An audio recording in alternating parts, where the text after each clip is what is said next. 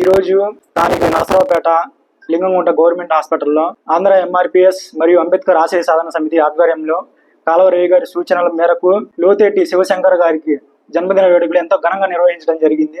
ప్రజల మన్నలు పొందిన కలెక్టర్ గారు ఇంకా ఎన్నో సంవత్సరాలు ఆయురారోగ్యాలతో ఉండాలని, ఆ దేవుని ఆశీస్సు ఎల్లప్పుడూ ఉండాలని కోరుకుంటున్నాను.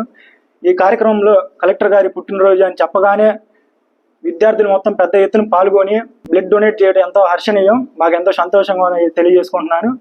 అలాగే ఇంకొక గొప్ప విషయం ఏంటంటే, ఈ గవర్నమెంట్ హాస్పిటల్ బ్లడ్ క్యాంప్ని కలెక్టర్ గారు ఆయన సూచనల మేరకు ఇది నిర్మాణం జరిగింది.